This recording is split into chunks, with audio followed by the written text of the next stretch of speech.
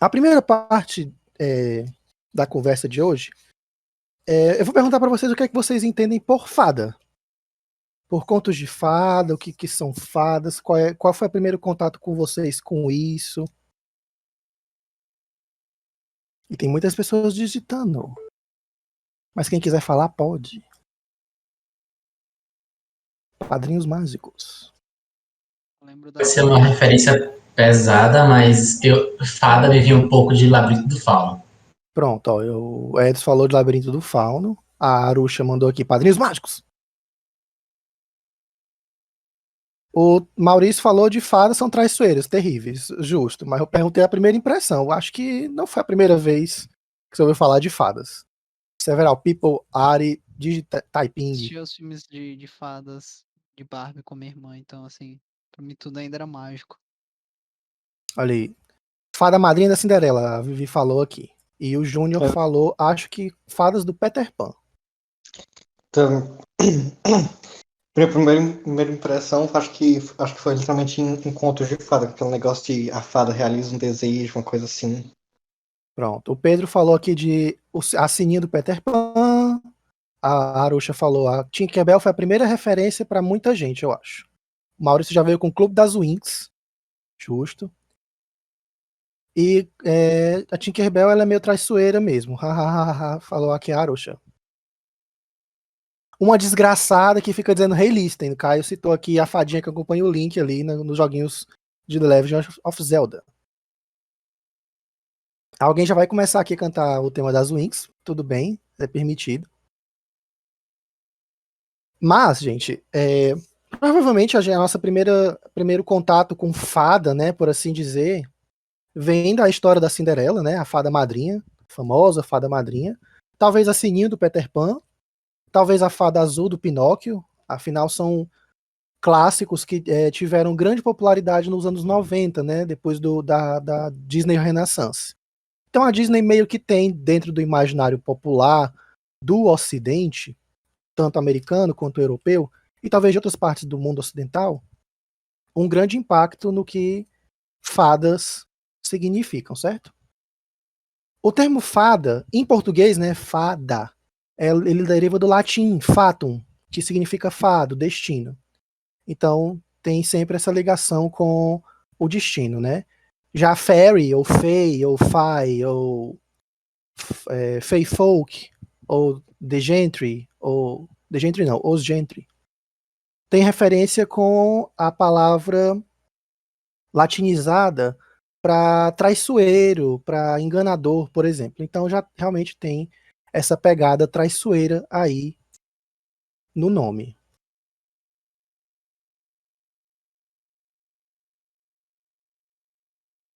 Alguém, durante essa minha introduçãozinha, alguém lembrou de alguma coisa? Deixa eu ver aqui no chat.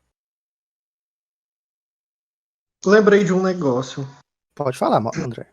É que geralmente quando as pessoas pensam em fadas, elas vêm com essa associação.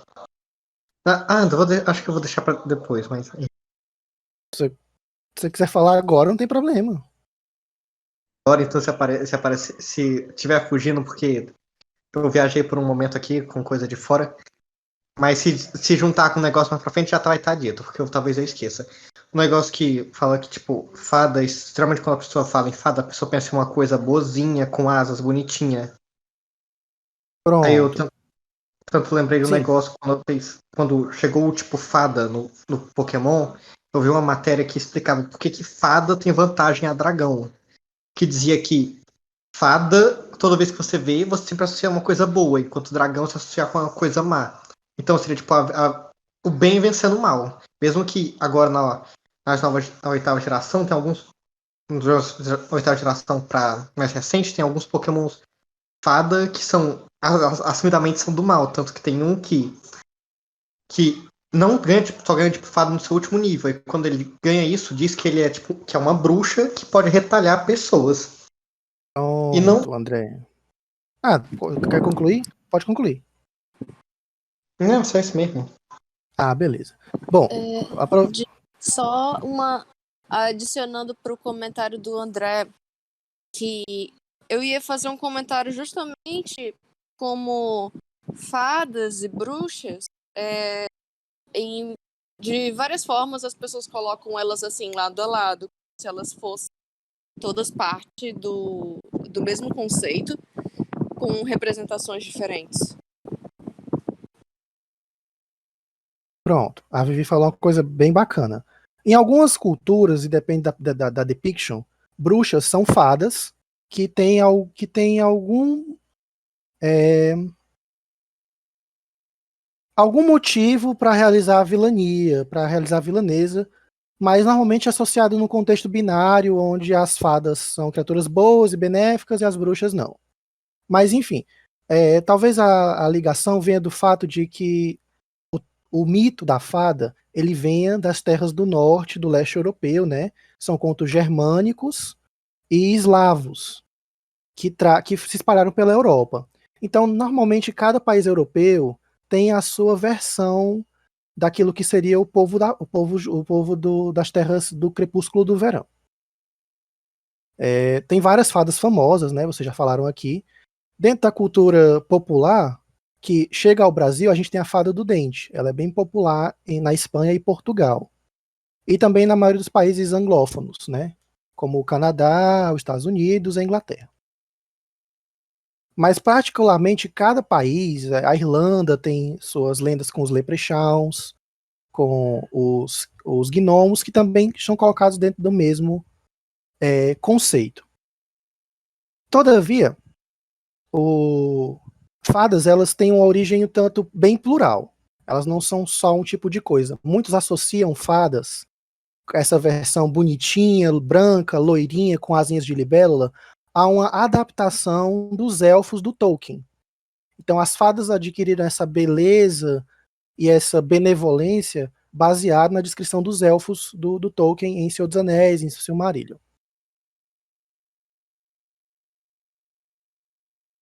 E beleza, gente. Fadas, acho que todo mundo já ouviu falar e tal. É algo bem comum. Todo mundo aqui sabe contar pelo menos um exemplo de fada ou alguma história, um conto de fada.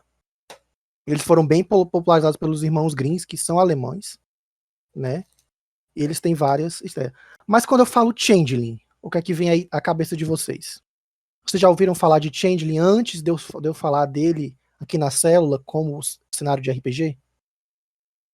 Eu já ouvi falar de Changeling através de HQs que elas abordavam os limites entre o mundo assim material e o mundo das fadas. Nunca esqueci porque era bem impactante nessas histórias. Beleza, muito bom. Inclusive, acho que, não sei se alguém aqui acompanhava, mas tem um episódio de Supernatural, né? Que eles encontram uma criança Changeling lá. Mas o termo Changeling para português ele não tem uma tradução muito boa. Então a gente vai continuar usando Changeling durante aqui a nossa conversa. Todavia, existem tentativas de traduzir. Algumas pessoas chamam de trocados, de crianças trocadas, ou de metamorfo. A Arusha falou que metamorfo e tal, porque eles têm a habilidade de trocar de forma, não é? Existe o Changeling no D&D também, por exemplo, e existem outras mídias. E durante algum tempo, nas primeiras publicações de Jovens Titãs, o Mutano, né? O original é Beast Boy. E ele voltou a ser chamado de Beast Boy. Mas aqui no Brasil ficou gravado o Mutano.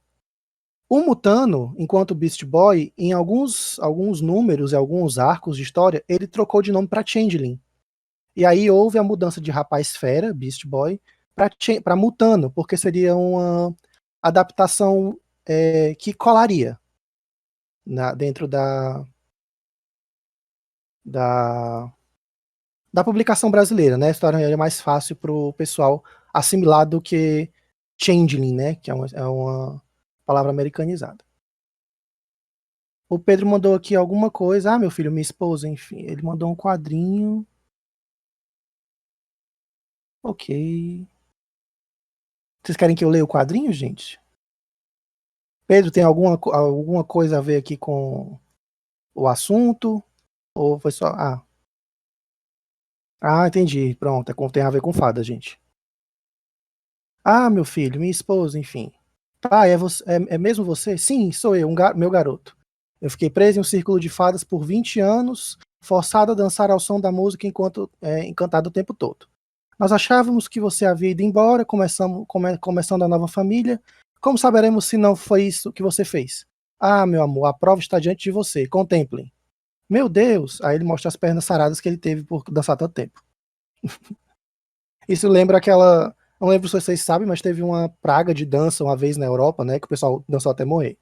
Ninguém sabe se foi histeria coletiva ou se foi outra coisa.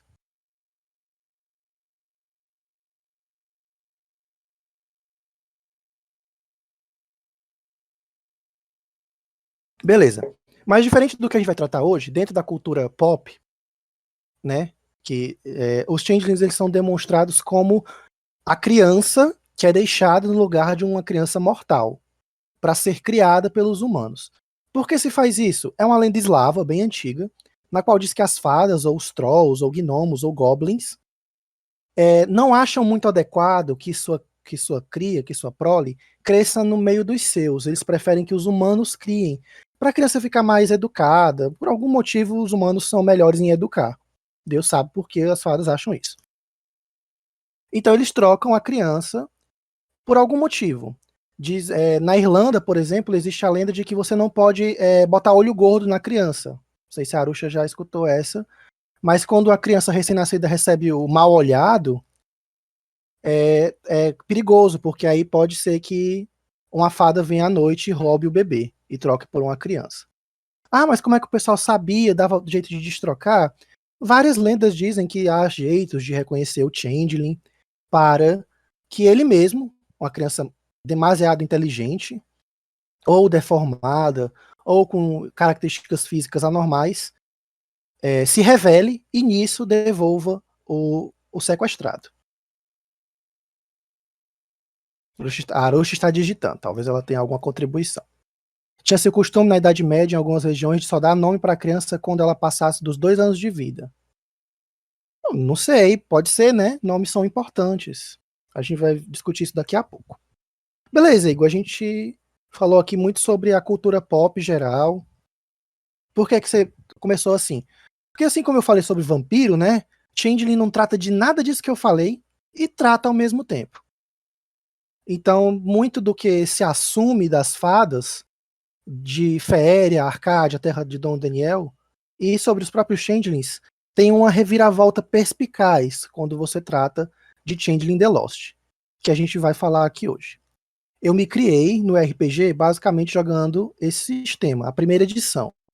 Mas a gente vai falar mais hoje da segunda. Vou fazer alguns paralelos para mostrar como o negócio deu uma evoluída, né? Ou uma modificada. Mas basicamente os temas são os mesmos. E deixa eu ver aqui se eu salvei aqui umas imagens são boas. Aqui a capinha da primeira edição. A segunda edição, a capinha é a mesma, só que com o Second Edition embaixo. E, gente, foi a minha, alma mater, né, por assim dizer, dentro do RPG. Changeling trata de alguns temas bem interessantes. Que temas são esses? Metáfora versus realidade. Vou até digitando aqui para ficar mais fácil da gente acompanhar. Enquanto eu for falando e encerrando um tema ou um assunto, gente, vocês podem ficar à vontade para me questionar ou para falar no canal de voz, tá bom? Beleza. Do que se trata Changeling no geral? Você tinha uma vida, estava vivendo ela tranquilamente, e por algum motivo insondável para você, e talvez até mesmo para o interesse do narrador, você foi levado por uma fada para o seu cativeiro em Féria, Arcádia, a terra de Dom Daniel, a terra do crepúsculo do verão, Avalon, Lar dos Elfos, ou como vocês prefiram chamar. Tem vários nomes e várias compreensões por toda a história. Nesse ponto, a realidade de Arcádia ela é moldada pela vontade das fadas. Então, para a gente começar a falar de Changeling, eu vou ter que falar dos antagonistas da história, né? Antes de elaborar, de trabalhar quem são de fato o papel dos jogadores, eu vou falar um pouco do papel dos captores. Beleza, Igor. No mundo das trevas, o que é uma fada? Gente, fada é um ser extremamente poderoso, de moral ou a moral duvidosa, que é quase onipotente dentro dos domínios dele. Como ele conseguiu isso? Acordos, barganhas, tratados, promessas. Como assim? Uma fada é basicamente um nome, o coração, amarrado a inúmeras promessas, a inúmeros trabalhos. Como assim, Igor? Quando você conhece uma fada, e aqui quando eu falar fada, ou gentil, ou gentry, eu vou estar me referindo sempre às fadas do mundo das trevas e às fadas de Changeling, não às fadas do mundo supernal dos magos. E beleza, Igor, o que é que isso significa? Que você nunca vê uma fada de verdade. Você sempre vê o que a fada quer que você veja, que elas chamam de título. Então, o título de uma fada é um papel que ela ocupa, que ela não é só aquilo que ela aparenta quando ela se apresenta. Ela também é o castelo, ela é todos os servos invisíveis, ela é a floresta que fica em torno do castelo. Ela é toda a peça de teatro que ela vai contar. Enquanto o Changeling, ou o Goblin, ou o Hobgoblin, é apenas o ator, ao bel prazer do roteiro, que também é a fada. Cada fada tem um número de títulos que vão desde, por exemplo, como eu fui batizado pelo Pedro, né, de Senhor das Cores, Barão das Imagens e um monte de coisas. Aquilo ali com certeza me concede, no mínimo, um poder de dominar boa parte de Féria. Porque quanto mais títulos uma fada tem, significa que ela faz mais acordos, então ela tem mais poder sobre a realidade de Arcádia. E uma vez que você está lá, em Arcádia, você se torna um objeto da vontade da fada. Então, nesse momento, o desejo, o capricho da fada molda a realidade. Pois a fada tem controle sobre todos os aspectos dessa realidade, porque ela fez barganhas, acordos. Em troca disso, eu te dou isso. E isso foi bom por muito tempo. Rezam as lendas de que ao chegarem em Arcádia, as fadas fizeram acordos com toda a realidade. Com cada planta, pedra, cada conceito, com o tempo, com o clima, com o vento, com os elementos, com as criaturas que habitam a Sebe, vou já falar dela. Todavia, elas falharam em cumprir um acordo com o ferro, e o ferro amaldiçoou todas as fadas a que elas nunca possam usá-lo sem se machucar. E de fato, é uma das poucas fraquezas que é capaz de até mesmo matar uma fada. Igor, mas matar uma fada, como assim capaz? Elas são quase onipotentes. Fadas são poderosas o suficientes para serem confundidas com demônios ou até mesmo deuses menores. E elas têm poder para isso. Mas elas são amarradas à mesma coisa que dá poder a elas. Toda barganha tem suas cláusulas, tem suas brechas e tem seus pontos fracos que podem ser explorados. Normalmente uma barganha já pode vir com um ponto fraco estipulado. Por exemplo, um título de uma fada é o Grande Barão do Trono de Espinhos. Durante a barganha, é concordado de que alguém vai usurpá-lo. Então ele vai ser sempre o Barão do Trono de Espinhos e eventualmente alguém vai usurpá-lo. Isso pode ser utilizado por um jogador. Isto posto, a maior fraqueza das fadas é necessariamente a sua maior fonte de poder, os acordos. Se o acordo não for cumprido, a fada o perde. E eventualmente, quando ela perde todos os acordos, não sobra nada além do nome. E nome é poder. Por isso nunca contem o seu nome.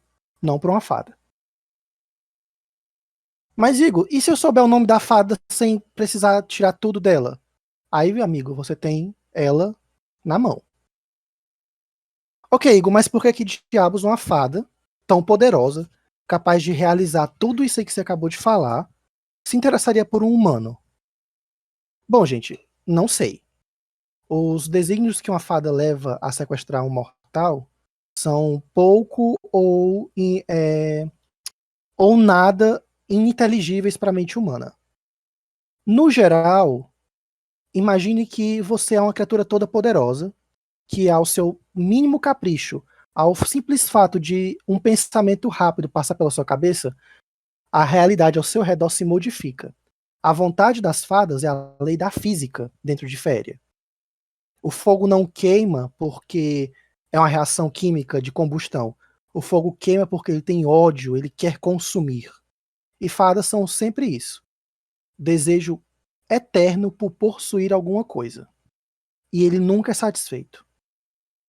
Então é comum, talvez natural, que você pense que eventualmente, depois de muito tempo, as fadas fiquem cheias de si, fiquem arrogantes, fiquem entediadas. Principalmente entediadas. Elas poderiam até a SEB arrancar qualquer hobgoblin ou goblin para realizar os seus trabalhos. Elas poderiam criar vida ao bel prazer delas. E há lendas, as más línguas falam, que em uma dessas tentativas de criar vida, elas criaram uma criatura que não deu muito certo, uma criatura morta-viva, e que até hoje é amaldiçoada a andar por aí consumindo o sangue dos outros. Mas isso aí é intriga, né? Não se sabe ao certo. E beleza. Isto posto, por que é que elas então sequestram pessoas? Porque parece ser mais interessante roubar uma vida do que criá-la. Por que eu tenho que ter o trabalho de fazer algo se eu posso ir ali e buscar? Então, de certa forma, as fadas veem seres humanos como conveniências. Há algo na alma humana que ilumina a mente criativa das fadas. E isso pode se evitar de várias formas, de formas bem pacíficas até. Porque se a fada acha que é interessante, que é legal, que tem entretenimento em ser boa, ela vai bancar a fada madrinha. Ela vai bancar a Sininho, ela vai bancar a Fada do Dente. Porque para ela é divertido, é interessante. Ou porque ela, para conseguir poder, ela aceitou esse título. Mas o cárcere, ele é completamente a descrição do jogador. E normalmente esse cárcere não é bom. Até porque não seria cárcere, seria férias ou intercâmbio, se fosse bom. Bom, beleza, Igor. O que é que isso tem a ver com metáfora e realidade? Você joga Changeling ao escapar do cárcere. Ele eventualmente acaba e você volta para o mundo não mortal. Só que você viveu na Terra dos Contos de Fada. E agora você é o cavaleiro lutando contra o dragão. Você tem que reescalar a torre da sua vida. E às vezes, gente, por mais que eu vá usar muitas metáforas aqui, em Changeling, poucas coisas que eu falar que soam poéticas são de fato metáforas. Na verdade, elas são bem reais. De fato, existe um dragão caçando você. E não é uma expressão que eu estou usando para amenizar o quão a ira da fada pode ser raivosa. Não, é um dragão mesmo. Então, lá dentro, tudo é realidade, contanto que a fada queira. E isso modifica o Changeling, né? Ele passa por uma metamorfose.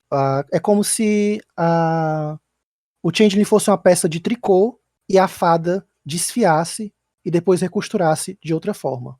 Só que ela não usa tricô, né? Ela usa sua carne e seus ossos. Beleza, Igor, a gente já falou das fadas e tal. Existem alguma coisa além de fadas em Féria, em Arcádia?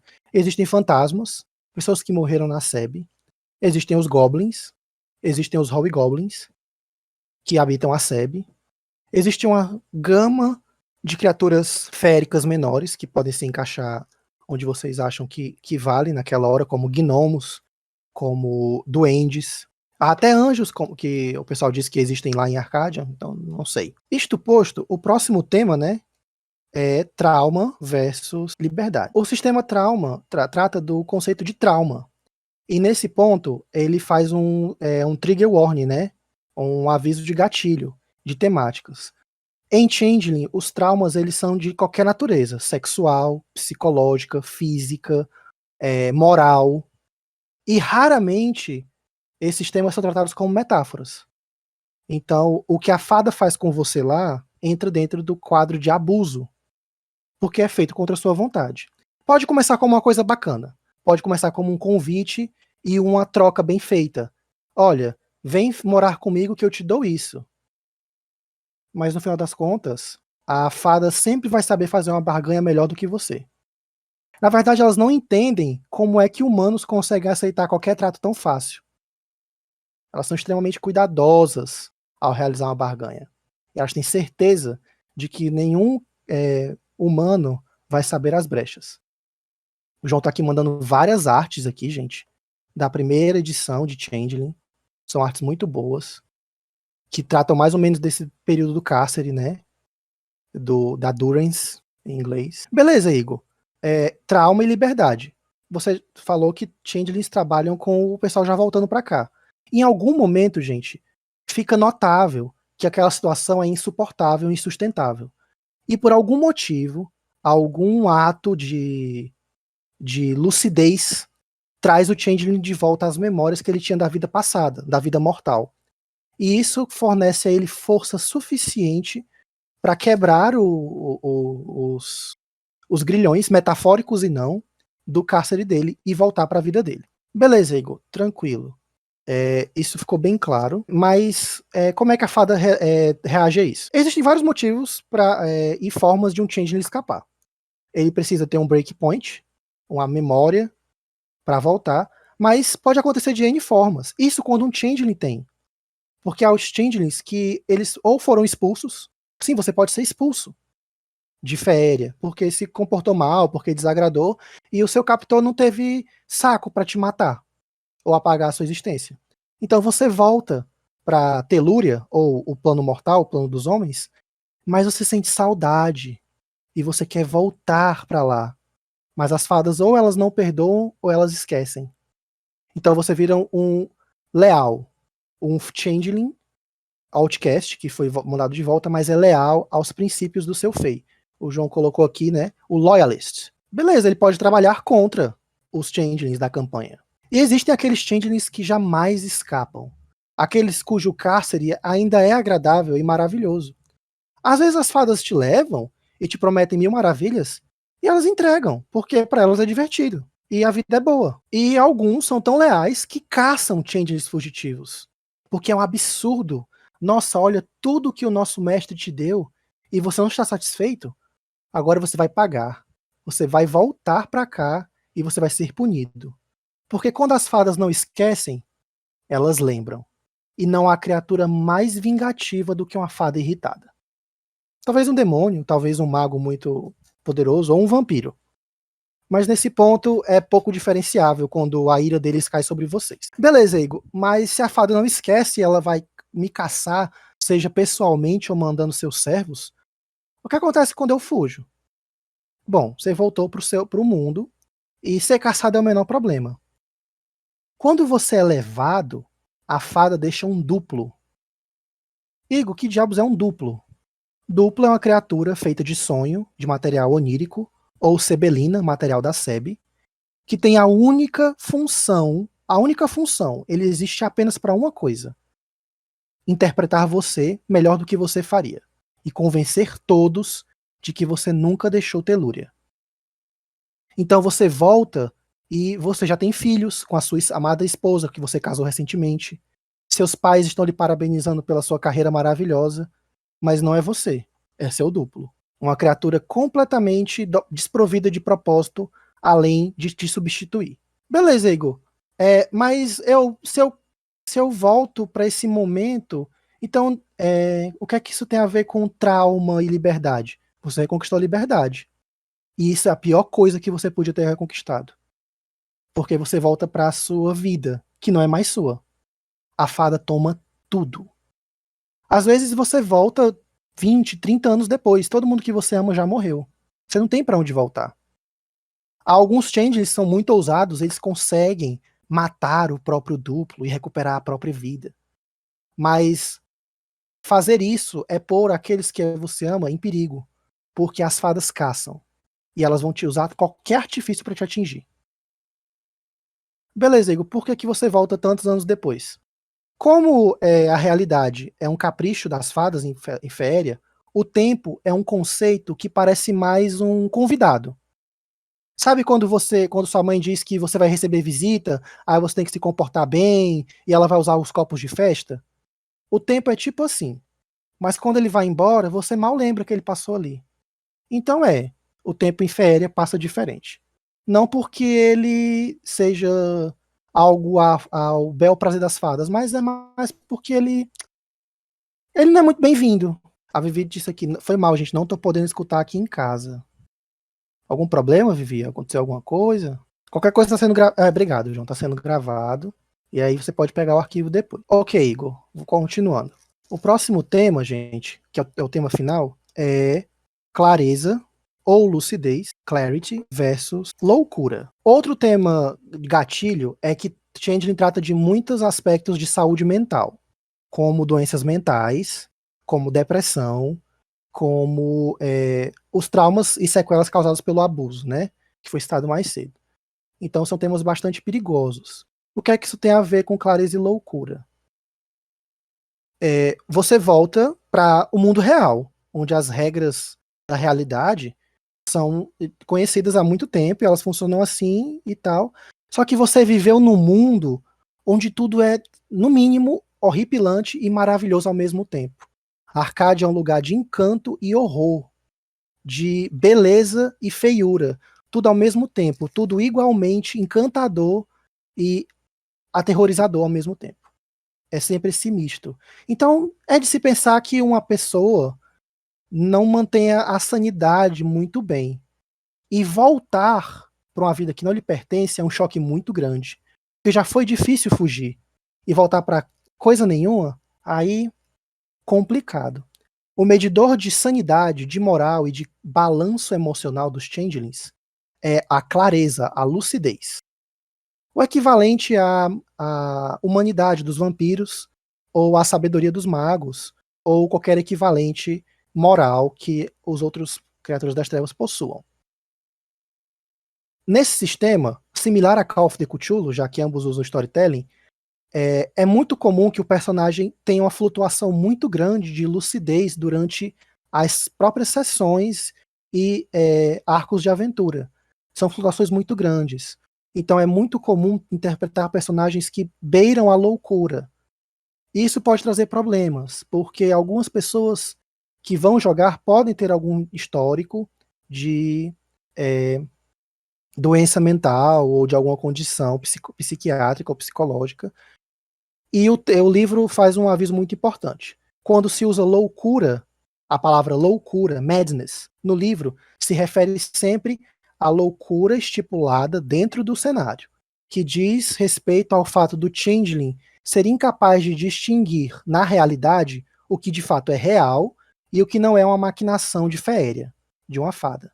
Então, sensibilidade ao tema é muito importante. Igor, você está dizendo que esses temas não podem ser trabalhados em outros sistemas? Não, eles podem ser trabalhados a critério do narrador e a critério dos acordos com a party.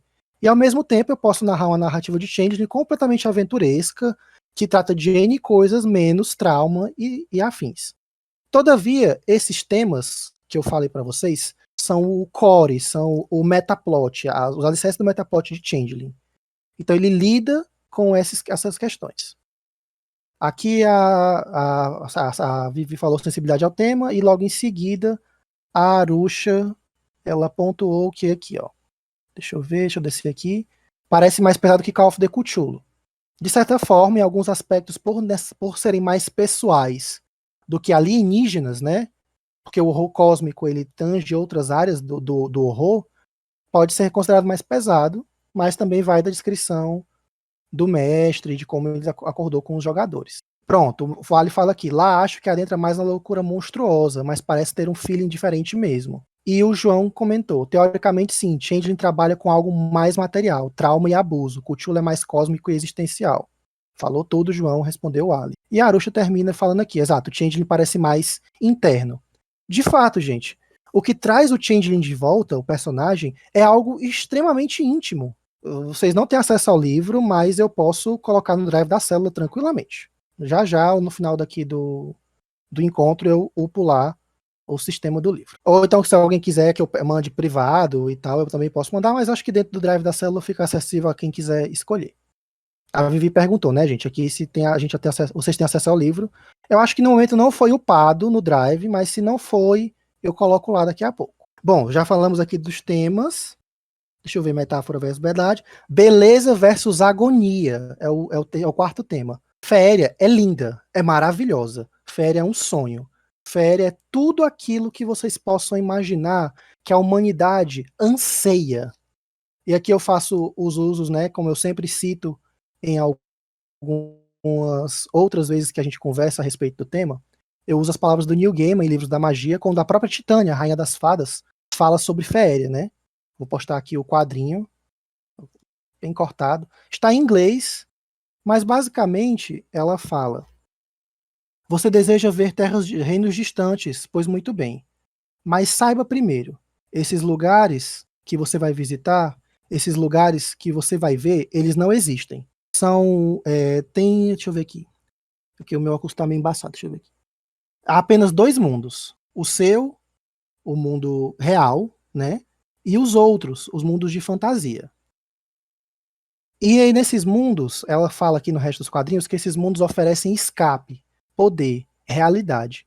E é isso que as fadas elas oferecem, porque na final das contas elas fizeram tantos acordos com a realidade de Arcádia, deste plano, deste reino, que elas são parte desse reino, não é? Então elas oferecem isso quando elas vêm cooptar um mortal. Elas podem sequestrar, botar um pano na sua cara, fazer você dormir e te levar e você acorda no canto.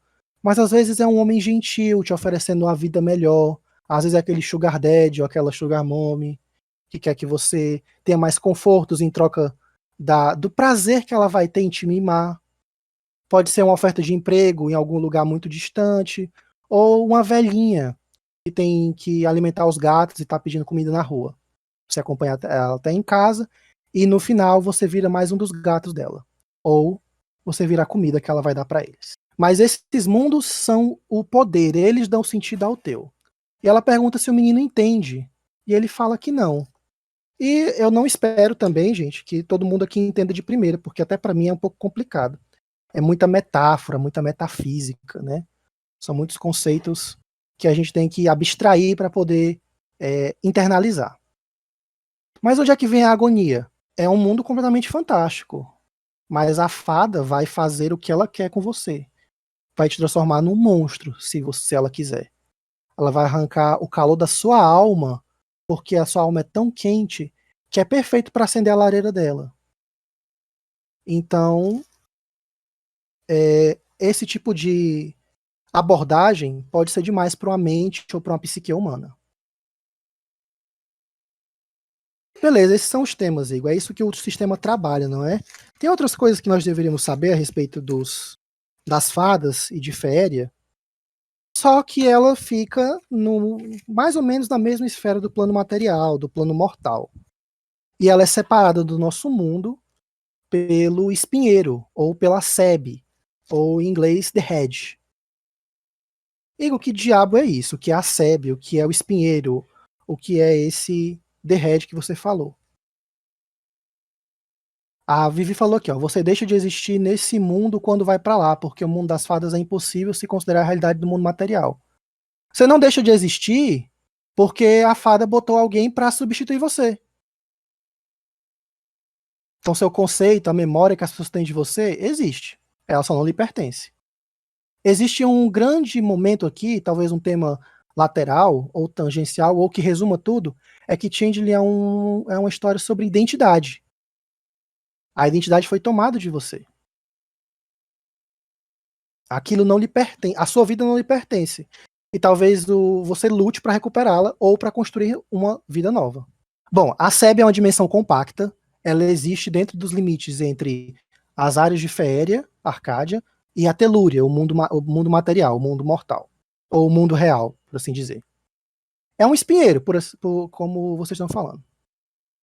Tem algum cenário que seja o inverso? Uma fada manda um duplo para fazer você duvidar que você é você mesmo? Olha, dependendo do tipo de cárcere, às vezes a fada faz você pensar que você é o duplo. Algumas fadas, elas só te libertam para ver você se desapontar em ver que você não tem para onde voltar. O divertimento delas é ver você tentando escapar para nada.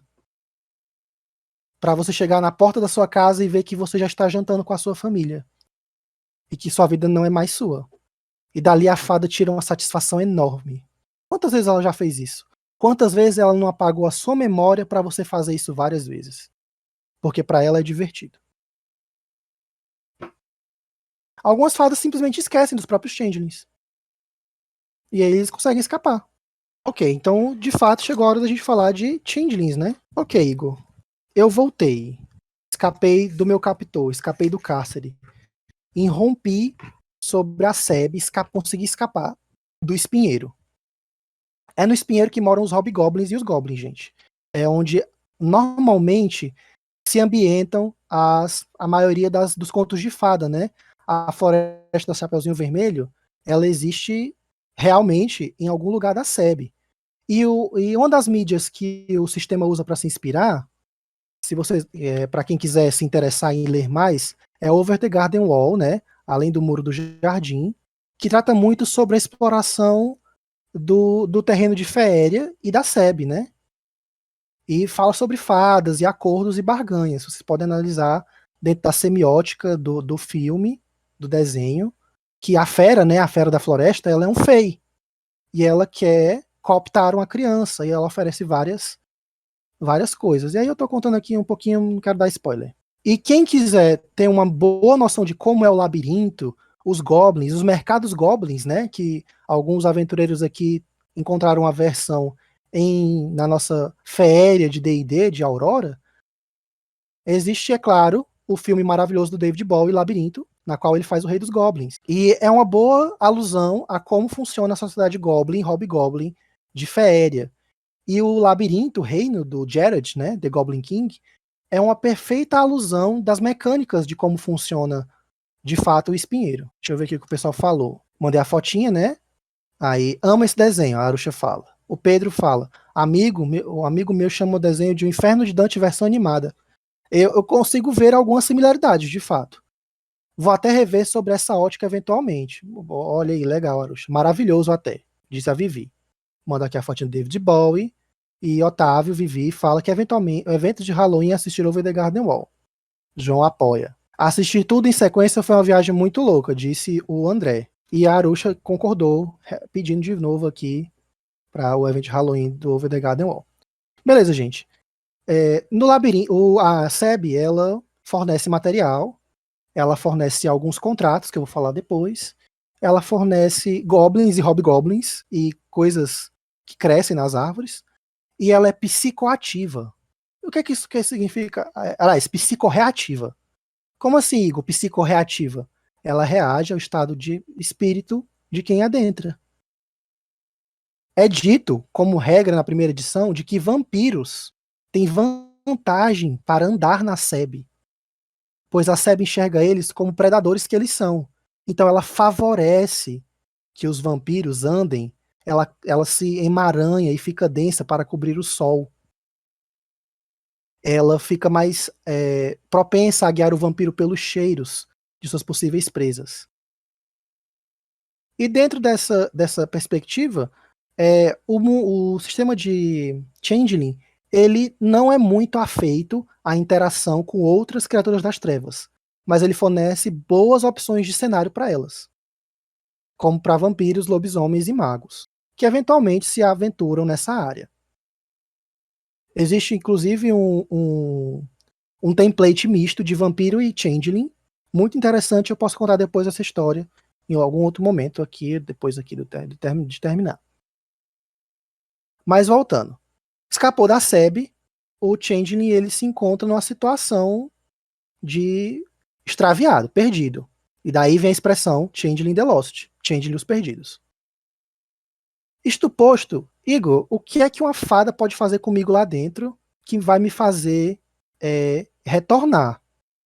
Bom, ela pode fazer o que ela quiser, contanto que isso tenha alguma serventia para ela. Todavia, existem alguns, como eu posso dizer, gente, temas muito específicos. O primeiro deles, eu não sei se o João pode me ajudar, mas eu tenho aqui os arcabouços imagéticos também. São as miens, né, os kifs e as fratrias. Acho que o termo é fratria. Pronto. De Changeling. A primeira que eu vou falar para vocês são os ferais, ou as bestas, ou os sinistros, ou os selvagens. Beleza, Igor, o que é que me faz virar um selvagem? A fada. Mas como? Ela substitui a sua humanidade por selvageria. Às vezes ela quer um pet, às vezes ela quer um lobo de caça, às vezes ela quer um animal carniceiro, porque ela tem exércitos que se degladiam todos os dias e os corpos precisam ser limpos. Então, a história dos ferais é uma história sobre abandono. Como assim, Igor? Uma história sobre abandono?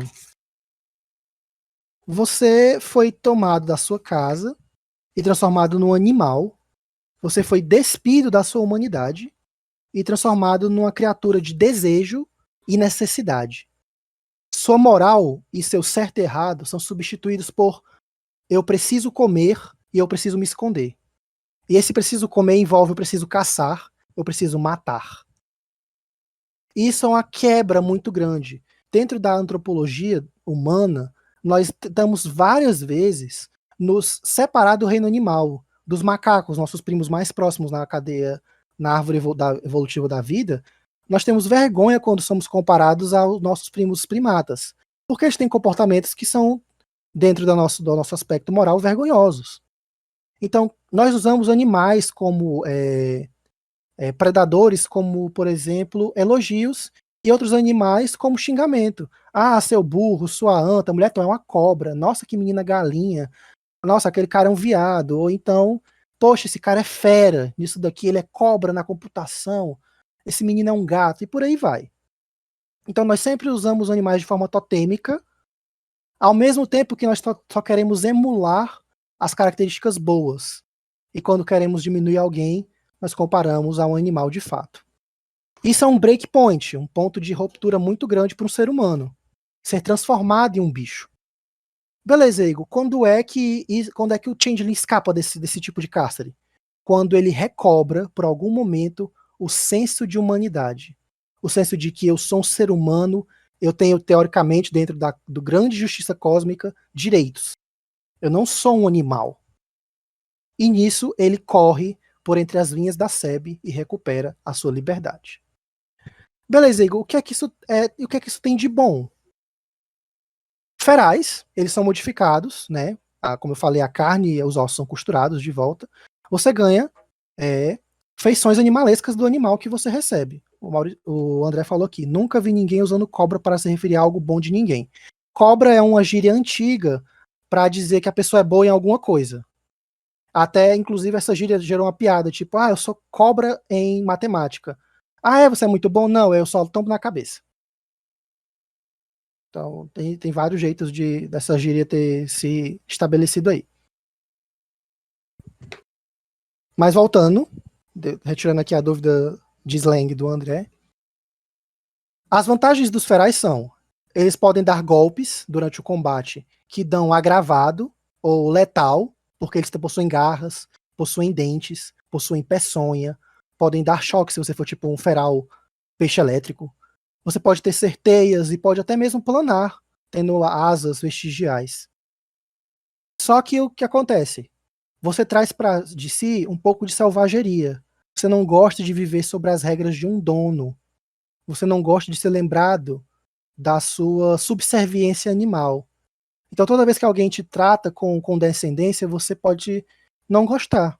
Eu não sou um bichinho de estimação. Eu não sou seu cão de caça. Então a desvantagem é que toda vez que você faz alguma coisa de forma selvagem, impensada ou irracional, você arrisca perder a sua lucidez. Igor, ok, interessante. Agora eu vivo pelas minhas regras, porque eu sou o lobo entre cordeiros agora, mas se eu fizer besteira, porque eu fui irresponsável, isso tem um trauma? Tem. Você foi transformado em bicho, mas você era humano. Machucar os seus por algo que alguém é responsável, no caso a fada, é algo que pesa na sua consciência. Os ferais, eles têm a vantagem de uma regalia. Igor, o que é regalia? Regalia são os contratos. E existem alguns tipos de contrato chamados de regalias. A regalia dos ferais são as regalias de corcel. Como assim? São as regalias para movimentação e deslocamento. Eles ganham contratos que ajudam eles a se mover, se camuflar e se deslocar por entre as selvas urbanas e as matas de aventuras sociais que ele pode se envolver. O João aqui mandou um exemplo da Kif dos ferais, né? Tem aqui todas as... Deixa eu ver. Pronto. Na primeira edição, os ferais, eles possuíam tipos. Então você poderia ser um feral cachorro, e tem um tipo de feral cachorro, você pode ser qualquer raça de feral cachorro, ferais pássaro, ferais peixes e tal.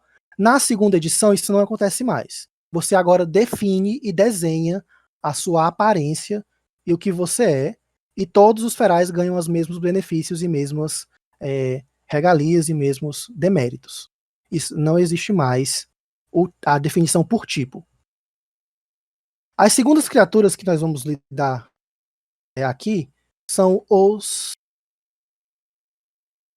trevosos, os darklings, ou os enfeitiçados, ou os sombrios, ou os wisps, né? Fadas são chamadas na Europa também de wisps, né? Que são espíritozinhos. Ok, Igor. Trevosos, o nome já diz muita coisa.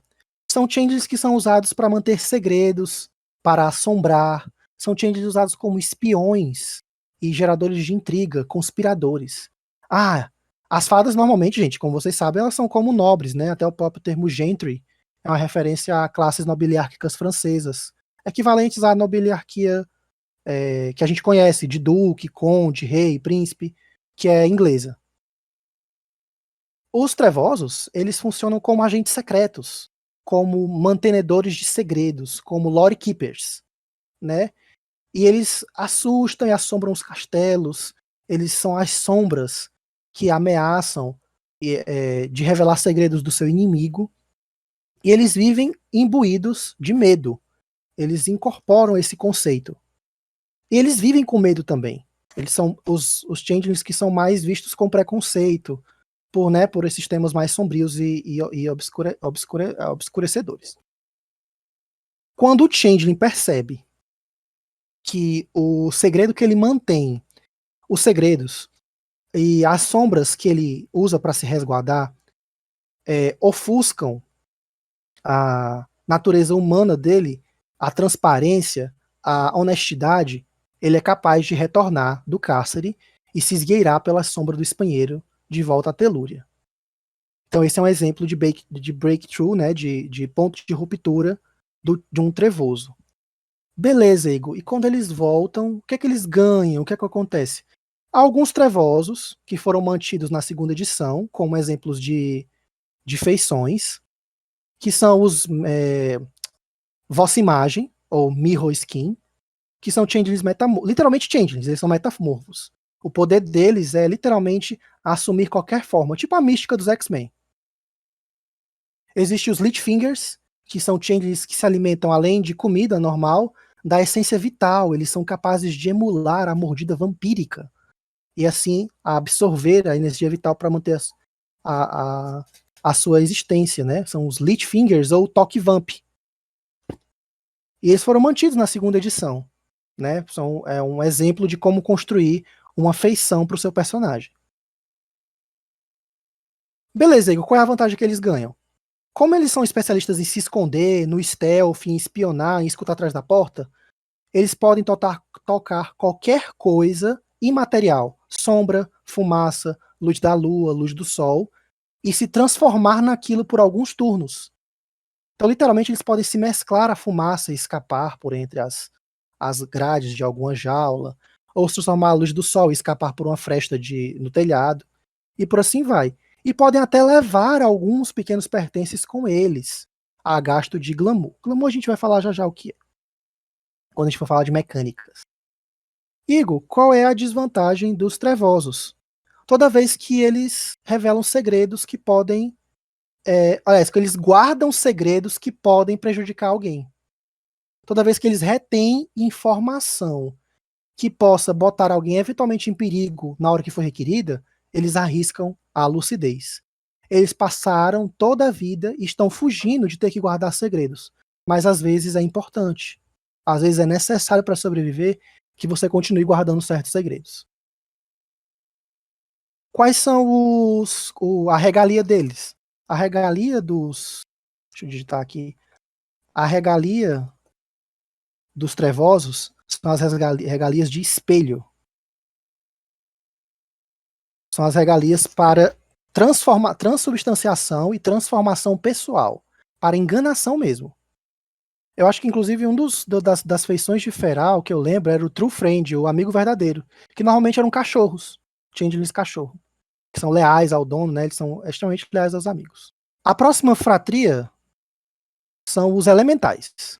Eles contam a história de metamorfose. E o meu primeiro personagem, ele foi um elemental. E ele é um elemental de cristal. Na época era chamado de Cerne em Terra, né? Cerne em Terra, ou Earthbone. E os elementais têm nomes muito bonitinhos. Acho que eram as melhores traduções que eu achava de nomes de elementais. Os Alma Ardente, os Aquanatos, os Pele Gélida, os Carne Metal, e por assim vai. Sangue Seiva. E o que acontece? Os Clockwork da vida, sim. Clockwork poderia ser considerado aí, né, um Isned ou um Elemental, porque o Elemental, gente, ele é um changeling que ele é transformado em alguma coisa de natureza fundamental. Mas isso pode ir dos 4 elementos básicos conhecidos pela gente, como a eletricidade, metal, plástico, madeira, qualquer coisa que possa ser utilizada como ferramenta ou como matéria-prima. O changeling é usado como... nossa, digamos aqui, deixa eu pensar em algum de vocês. Não sei, vou me usar como exemplo. Não, vou usar como exemplo, não sei. Bom, e digamos que vocês conhecem alguém que é muito explosivo, muito esquentado, que sempre toma à frente as discussões e sempre fala de olha aí, pronto, o Jojo. Bom, isto posto, uma fada pode achar aquele calor da batalha dele muito interessante. E aí eu vou transformar você no calor que alimenta a minha fornalha, a minha forja. A sua raiva vai queimar e fornecer calor para todo o meu castelo. Ou, nossa, como você é bonito e você traz uma sensação assim de frescor. Nossa, a sua presença é refrescante. Você vai ser a brisa que vai adentrar na minha casa todo dia de manhã. E por aí vai.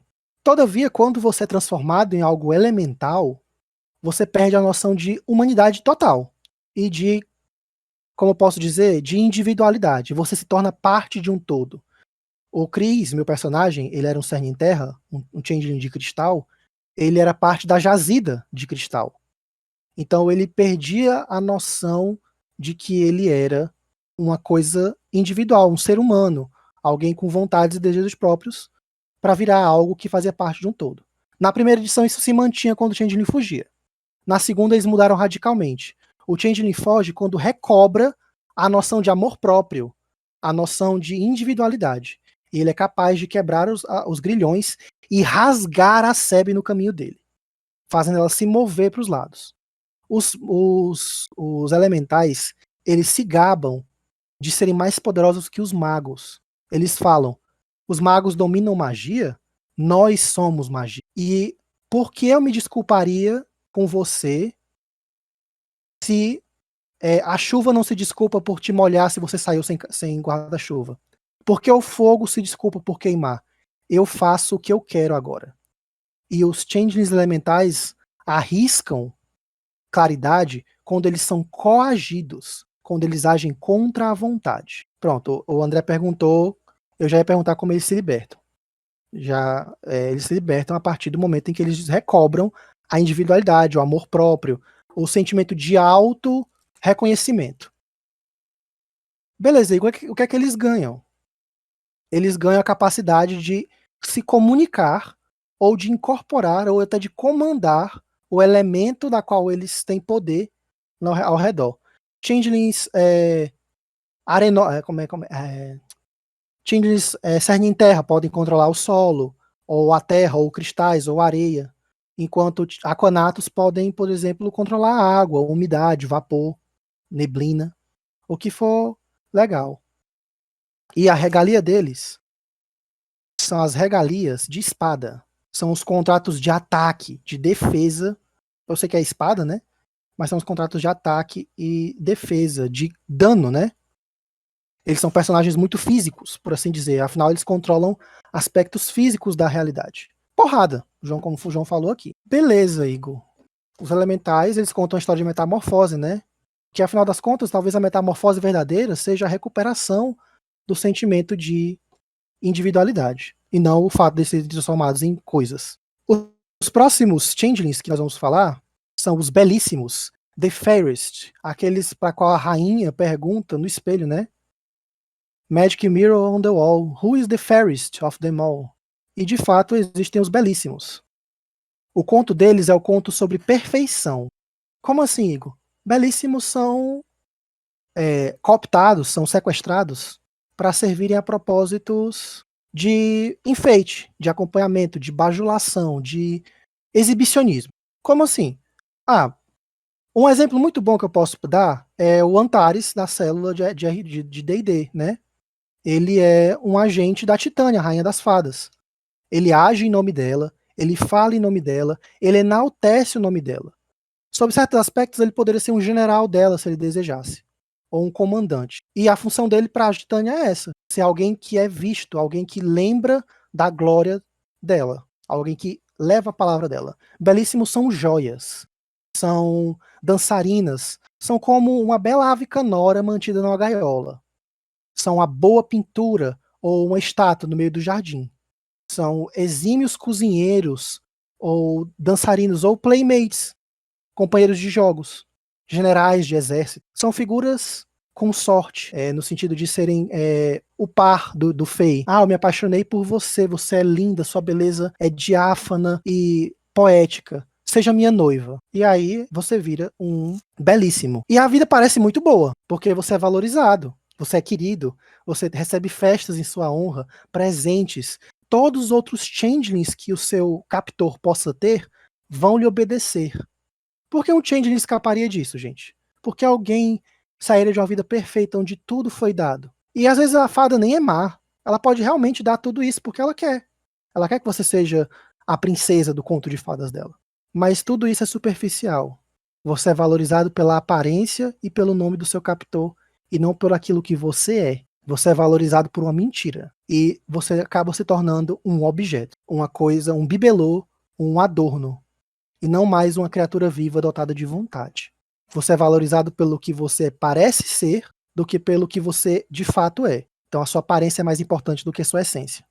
E isso é suficiente para que um changeling escape quando ele recobre esse senso de auto-identidade, de auto-apreciação, de valor, né? De saber, eu valho mais que isso, né? Ele consegue recuperar os grilhões, romper os grilhões e recuperar a liberdade. Igor, bacana. Quais são as vantagens de ser um belíssimo? O belíssimo, gente, ele tem vantagens, fora todas as que eu falei, que tem alguns dados a mais em certas características, ele tem vantagem em todos os testes que requeram jogadas sociais relacionadas à beleza, à aparência física. Igor, beleza, mas é meio que usar o que ele ganhou, que fez a mesma coisa que fez ele escapar. Mas agora ele tá usando pra ele, e não em nome de alguém. E isso é o valor que o belíssimo encontra em si mesmo, né? Usar as armas que foram dadas para ele a serviço dele mesmo. E eles contam essa história aí da perfeição, né? Afinal, eles são criaturas perfeitas do conceito da fada. Igor, como é que eles arriscam a lucidez dele, né? Eles arriscam a lucidez toda vez que eles se eximem de tomar decisões de liderança, e ao se eximirem, eles deixam os colegas ou os aliados entrarem em uma situação de perigo. Então, belíssimos normalmente tendem a ser protagonistas. Eles são os leoninos dos changelings. Eles tendem a tomar a frente, a guiarem, a resolverem tudo. E quando eles se eximem dessa posição de liderança, e isso pode levar os colegas a algum problema, eles podem perder a lucidez. Alguma dúvida, gente, até agora?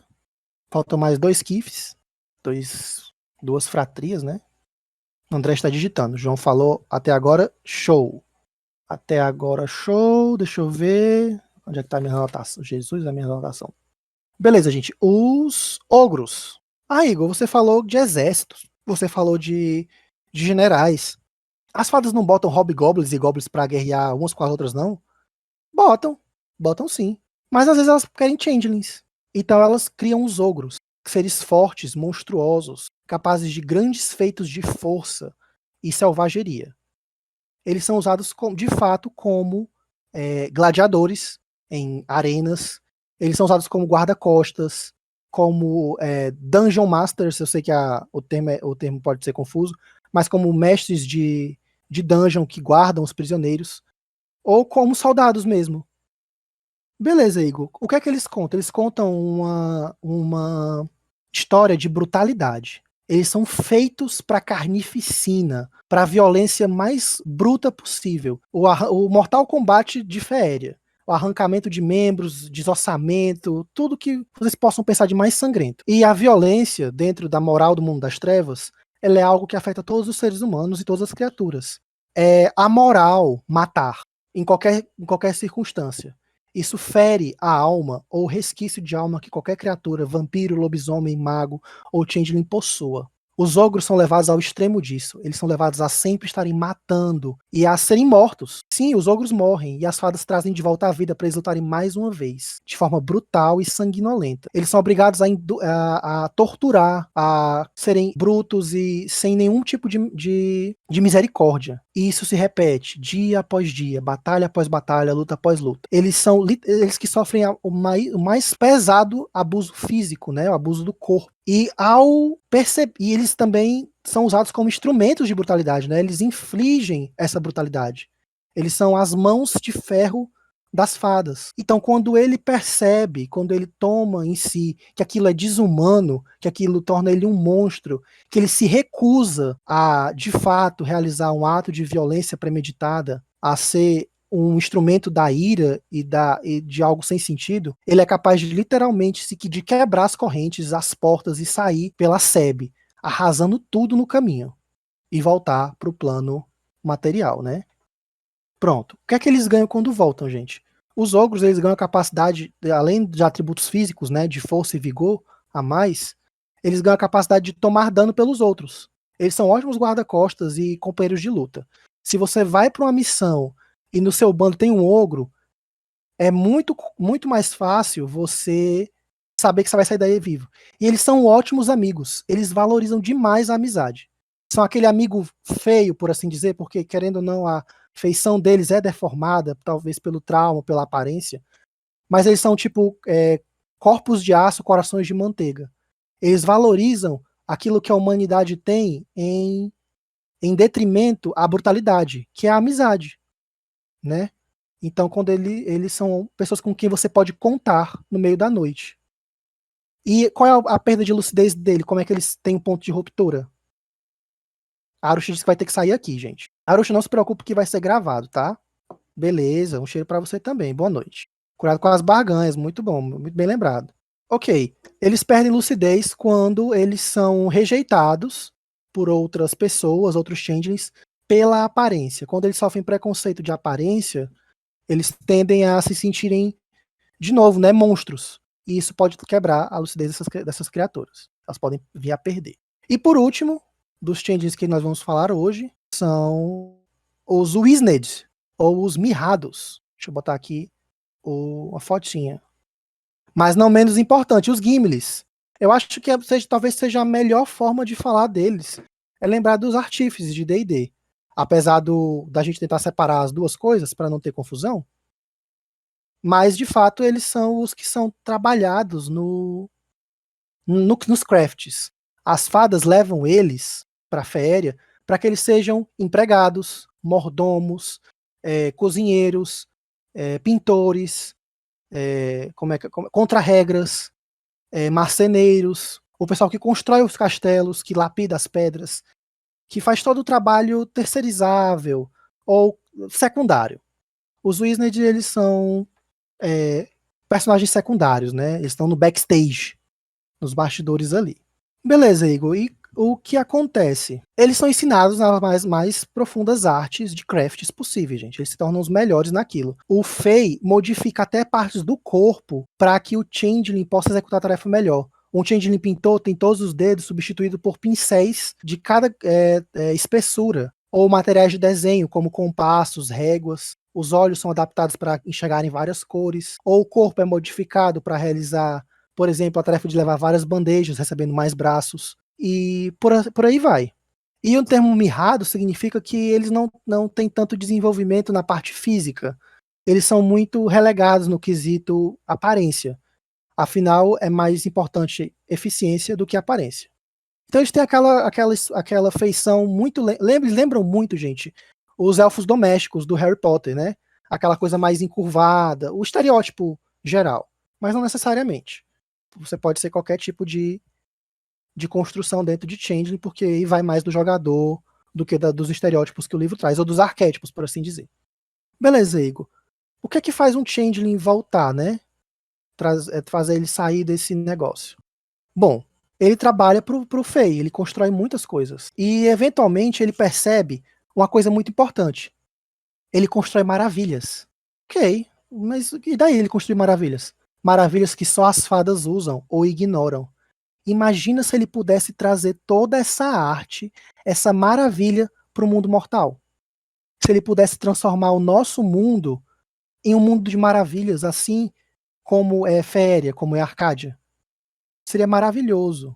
Parece a descrição de criaturas de um filme de... O André falou. Parece a descrição de criaturas de um filme de terror, ficção científica bem bizarro. A internet está um lixo.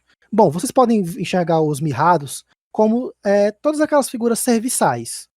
Aquelas empregadas e mordomos que aparecem sempre no fundo da imagem. Ou o Igor, né, do Frankenstein. O mirrado seria muito parecido com o Igor do Frankenstein. Que eu queria lembrar para vocês que é o único Igor que eu lembro que é famoso. Fora o Igor Stravinsky. Mas não me ofendo com isso. O ruim é que não tem no livro, né? Só tem no filme. Mas voltando.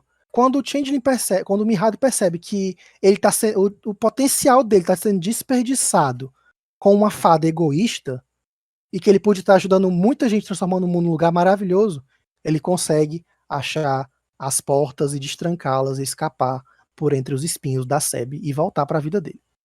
Beleza, Igor, o que é que o mirrado ganha? Por que é bom jogar de mirrado?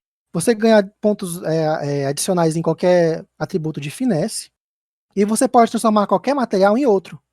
Você pode transmutar um material em outro. Por exemplo, eu vou costurar uma roupa de luz do sol. Então eu vou pegar essa haste aqui, transformar ela em fios e vou tricotar. Transubstanciação, né, por assim dizer. O André falou que eu perdi uma parte justamente por causa da internet, mas lembrei de um negócio de um filme que era similar com a descrição. André, se você quiser falar qual é o filme e tal, pra gente ter, pro pessoal ter até mais referências de imagem, de lore, pode citar aqui, viu? Não... Quando você começar a falar assim, eu lembro de tal coisa, isso me fez lembrar, e tu já joga o que tu lembra, que já serve aí de material pro pessoal saber. Mas quando você lembrar, você fala pra gente. Foi há muito tempo que tá falando aqui, né? Ele não lembra. Existem outras várias coisas, gente. Eu não vou entrar nos detalhes de cada uma dessas coisas, porque senão tomaria muito tempo. A gente só tem mais 20 minutos. E eu tenho que falar aqui de algumas coisas. Mas acho que vai dar tempo da gente falar bonitinho do que falta falar. E a fraqueza, né? O background de ser um Wisned é que você arrisca lucidez toda vez que você... Pronto. Toda vez que você é surpreendido por alguma coisa que sua mente pragmática, técnica e analítica e teoricamente estratégica foi pega de surpresa. Então toda vez que um plano que você faz dá errado por algum motivo que você não previu, você arrisca a lucidez. Os Wisned, eles são um pouco, como eu posso dizer, arrogantes no sentido da inteligência. Eles acreditam que eles sempre sabem, tem todos os planos, eles são os espertinhos. E a regalia deles é a regalia das joias. A regalia de criar ambição, de criar desejo. A regalia de criar coisas novas, de transmutação. Pronto, a gente já falou aqui das 6 fratrias, né? São 6, eu acho. Alguma dúvida até agora, gente? Algum questionamento? Algum exemplo que vocês queiram? O João falou até agora não, tudo tranquilo. Eu vou assumir, gente, o silêncio de vocês como concordância, tá bom? Todos são muito bacanas, hahaha. De fato, eu acho que eu fui de elemental na vez e tenho 40 até hoje por causa do meu personagem. Mas honestamente tenho várias ideias para fazer N tipos de changeling de qualquer um dessas fratrias. E aí, gente, dentro da fratria tem a feição. É uma especialização da fratria. É algo que você constrói junto com o narrador, existem regras, mas que na primeira edição eles eram definidas, né, como eu falei antes, e agora fica a critério do jogador, embora exista no livro 12 exemplos, que é mais para você ter uma ideia de como fazer, ou então você pode usar como como sua feição do jogo. Não tem nenhum problema. E essas feições elas dão vantagens adicionais, né? Especializações. Beleza, Igor. Mas tu falou aí de um monte de gente areia, gente bicho, gente que vira sombra, fumaça, gente extremamente bonita, gente extremamente feia, gente extremamente deformada, cheia de hematomas, cicatrizes, ou peças que substituem o corpo e tal. Beleza, a pessoa volta e ninguém estranha isso? Não. A internet não. O André falou que a internet tá uma derrota de cada dia. Mas voltando aqui. A realidade meio que ela cria uma espécie de sistema de defesa, né? Para manter a realidade separada de Feria, de Arcádia. Então os changes adquirem algo chamado Mask, que pode lembrar a máscara do vampiro. E para não ter essa confusão de Mask, enfim, da máscara do vampiro e da máscara do change, a gente chama de mascarilha. Mascarilha é aquela máscara famosa que só cobre até o nariz. Máscara lanterna verde, máscara de carnaval vienense, enfim. Só cobre os olhos e parte do nariz. Isso tem até uma conotação mais interessante. A mascarilha, ela é permanente e ela evita que o Changeling apareça para os mortais com a feição dele. Mas ela não é perfeita, porque a natureza mágica do Changeling ela extravasa sempre.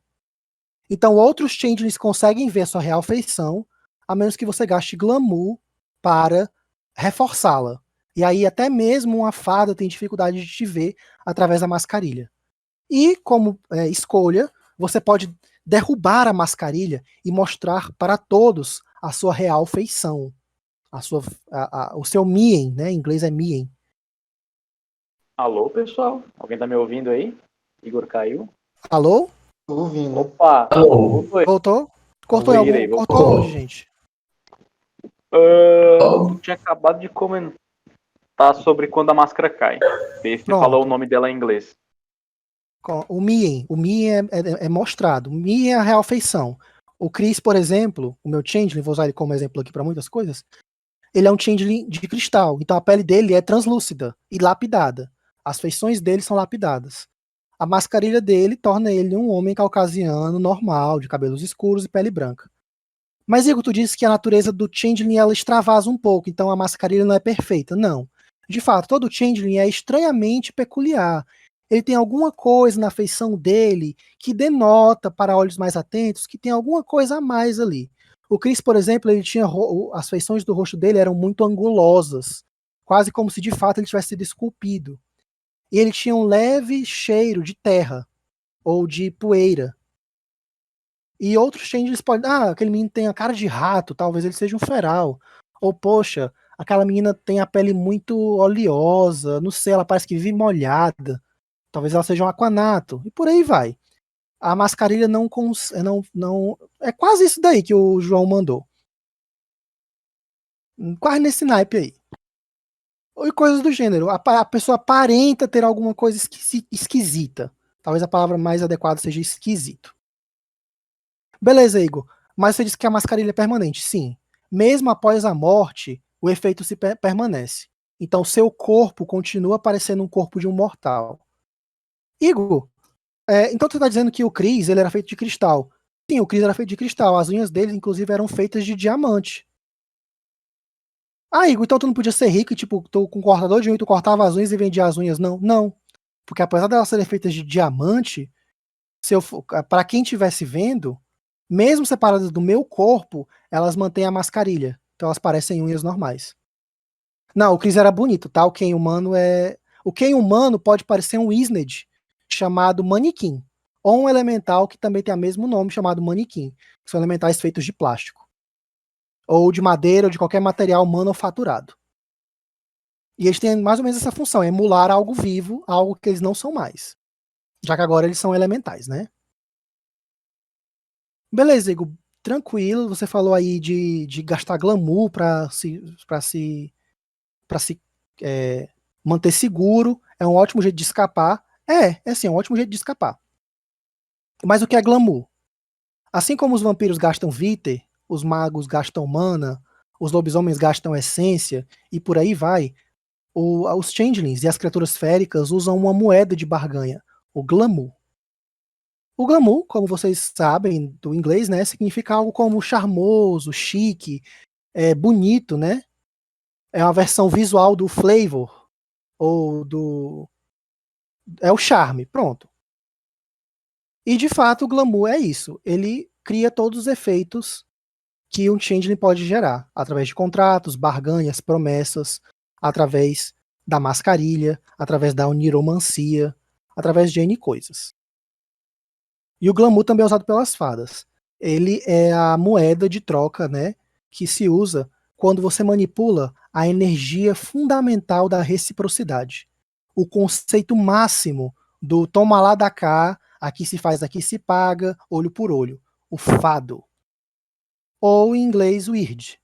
O fado é, por assim dizer, o destino, a sorte, o conceito de reciprocidade. O conceito de que se eu peço, eu tenho que dar. Se eu ganho, eu também presenteio. Se eu tiro, eu também perco. Então tudo em Changeling gira em torno do conceito fundamental do aqui se faz, aqui se paga. É a força dos Changelings, mas ao mesmo tempo é algo que está além da compreensão até mesmo das fadas. As fadas não ousam ir contra os desígnios do fado. Como assim, Igor? O fado é quase uma criatura senciente. Ele seria quase como o destino dos perpétuos mesmo. Alguém que tem o livro com todas as respostas para todas as perguntas e que contém todas as histórias. Então, quando um changeling faz uma promessa, ele promete algo, você tem que prometer algo em troca. Se você, a Vivi colocou aqui, ó, você salva a vida de uma fada, ela te deve a vida. Vira um cônjuge escravo. Talvez, é bom lembrar que as fadas são ótimas em fazer barganhas. Elas sempre acham uma brecha naquilo que você disse. Então é mais fácil a fada conseguir dar aí o bote, fazer o truque. Beleza, Igor. Como é que se obtém glamour, né? Eu devo assumir que como Vitae do vampiro é tomando sangue, eu como o mana do mago através de rituais de oblação. O glamour, ele é adquirido da colheita, o ato de cooptar emoções fortes. Afinal, Féria e tudo que existe em Arcádia é fruto da imaginação, do desejo, da ânsia, do desespero humano, né? Então, sentimentos poderosos são capazes de gerar glamour que os changelings escolhem. E aqui nos traz, teoricamente, o último assunto que nós vamos tratar hoje, porque eu tenho 10 minutos. A gente pode dar aqui mais uns 20 minutinhos de tolerância, porque a gente começou 20 e 20. Mas eu vou deixar questões de mecânicas, de interação social, de funcionamento de contratos, de barganhas, de frutas goblin, de viagens a Seb, de negociar com criaturas feéricas e tal, eu vou deixar para um segundo encontro, porque é muita coisa e não vale a pena falar por cima. Já estou falando por cima de muita coisa, mas pelo menos eu acho que todo mundo tá pegando tudo. E beleza, Igor. Juntando tudo isso que tu falou até agora, com o que tu falou no começo, os changelings fogem. Eles vêm pra cá. E aí, a fada vai caçar ele? Vai. É muito provável. É até normal que a fada casse, porque é preciso ter um agente motivador dentro da história, do enredo, né? Mas pode ser que não. E o Changeling precisa recuperar a vida. Ele não vai ter nada. Ele vai chegar aqui sem casa, sem família, sem comida, sem abrigo, sem nada. Sem saber como é que funcionam as coisas. Então, não à toa, lá no começo da civilização Changeling, quando os primeiros Changelings surgiram, eles usaram o que aprenderam lá, eles usaram a arte de fazer barganhas e promessas para cunhar promessas e barganhas com coisas que pudessem defendê-los da ira dos gentis aqui em Telúria. E eles formaram os feudos francos. E os feudos francos contêm cortes. E nós vamos falar das cortes sazonais do Ocidente, que são as que o livro trabalha. Existem outras cortes dentro de outras culturas, dentro de outros cenários do mundo mortal. O João falou aqui, é agora, beleza. Talvez esse seja o assunto que vai terminar a nossa conversa de hoje, daqui para pouco. Mas, Igor, o que são as cortes sazonais? São as cortes das estações.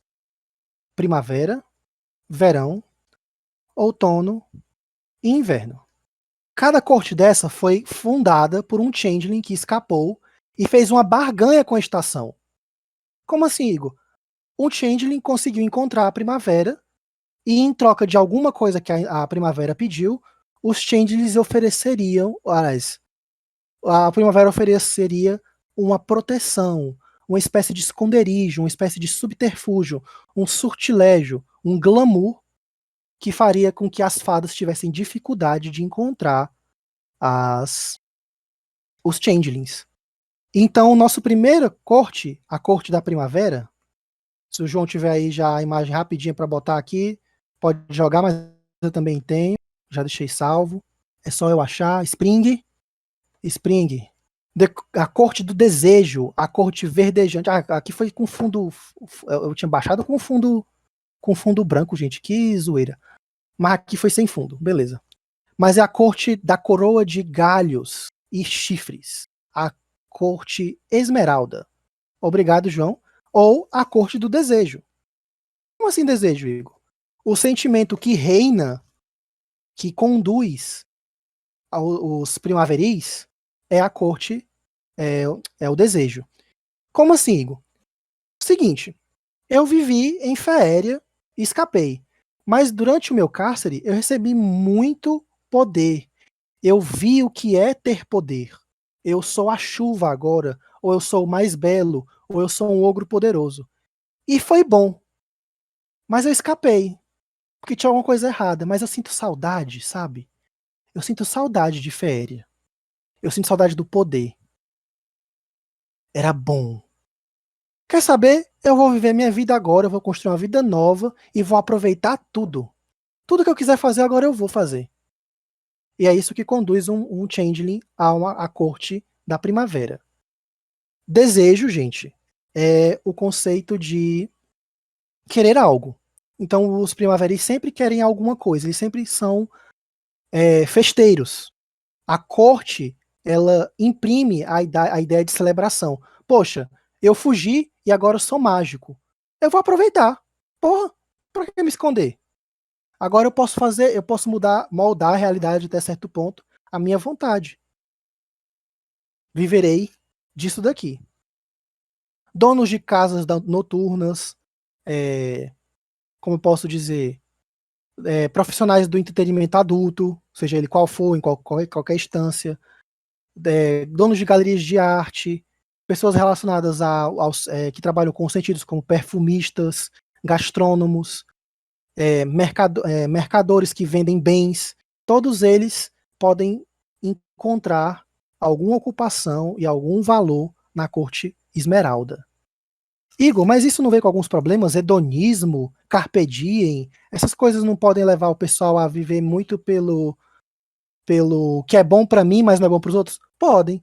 Isso é um problema muito grande, que leva a um conceito que também é trabalhado na corte do desejo, a negação. Se o mundo é um arco-íris, pra que eu vou lembrar do meu cárcere fudido?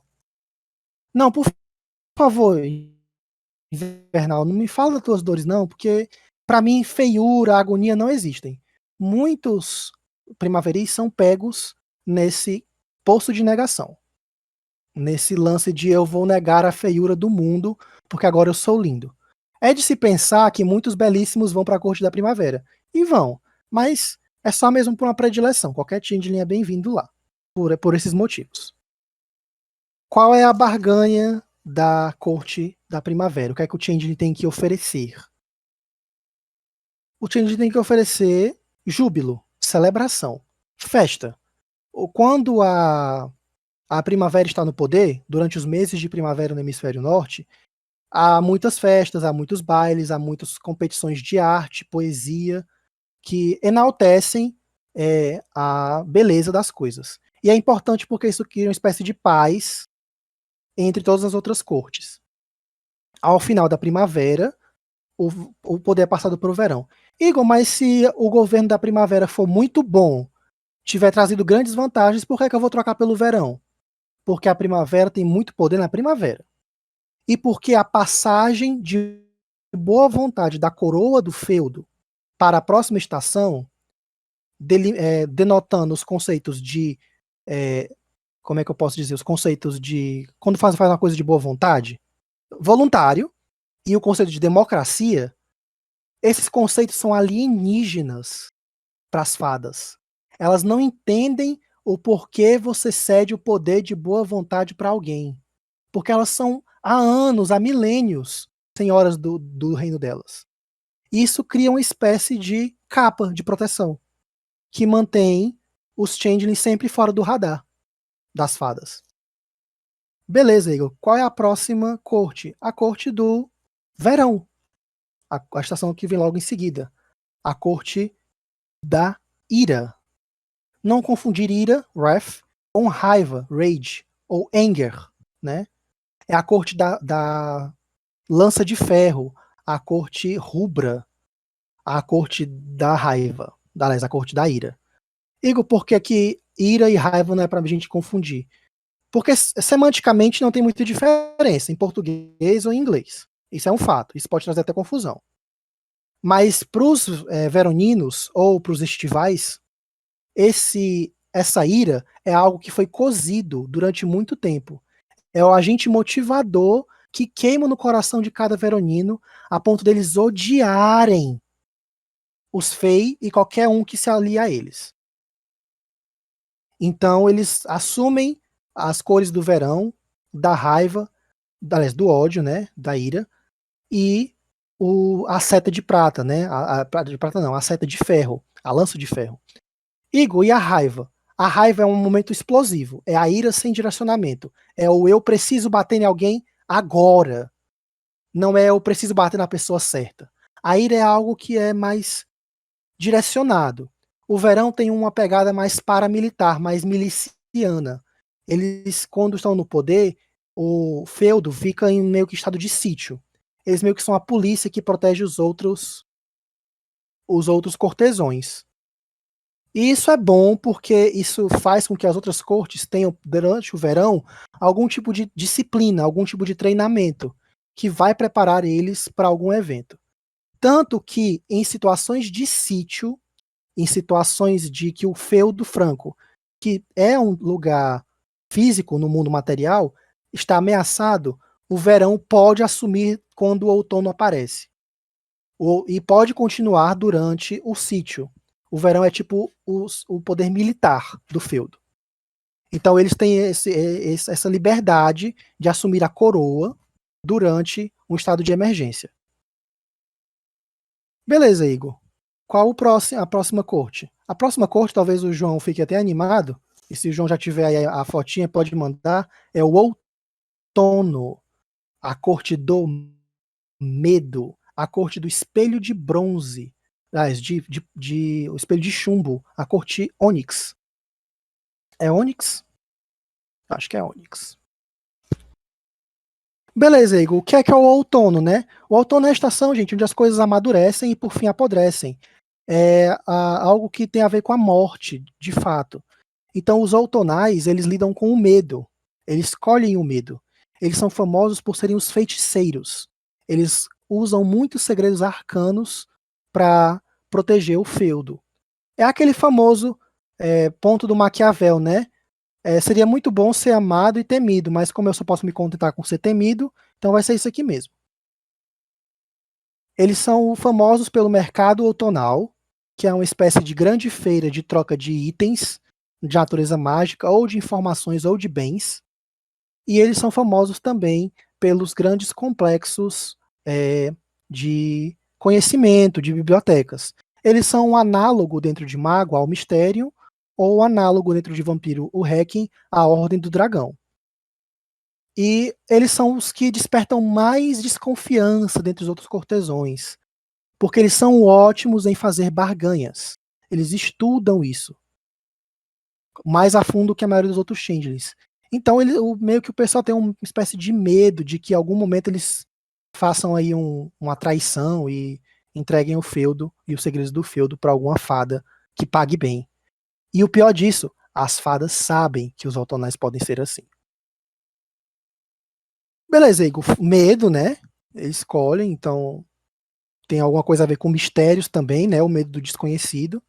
Mas é mais naquele conceito de eu vou usar o meu medo para me proteger.